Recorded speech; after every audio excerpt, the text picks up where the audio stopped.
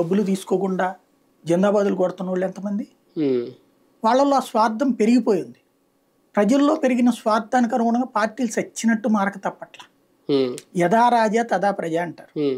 ప్రజాస్వామ్యంలో రాజు ఎవరు? హ్మ్. ప్రజలు. హ్మ్. తదా ప్రజ. ఇక్కడ ప్రజలెవరు? హ్మ్. పార్టీలు. అవును. హ్మ్. అంటే ప్రజలనేటువంటి రాజులు హ్మ్. ఎలా వ్యవహరిస్తున్నారో హ్మ్. వాళ్ళకు అనుగుణంగానే ఇక్కడ రాజకీయ పార్టీలు వ్యవహరించక తప్పట్లేదు. అవును. హ్మ్.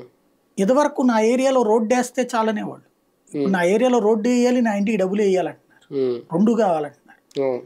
దాన్ని క్యాచ్ చేసినోడు జగన్మోహన్ రెడ్డి. హ్మ్.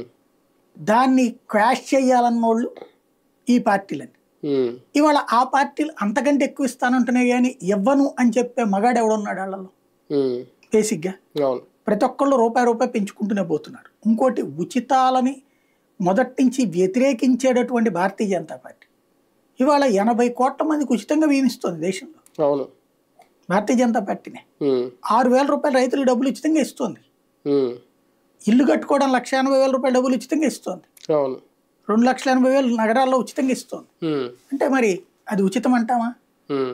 భవిష్యత్తు వ్యక్తిగత అభివృద్ధి అవును. అంటే ఓ ఇంటికి డబ్బులు ఇస్తే వాడు ఇల్లు కట్టుకుంటే వాడు సెటిల్ అవుతాడు. హ్మ్. రైతుకి అది ఇస్తే అతని వ్యవసాయానికి ప్రాథమికంగా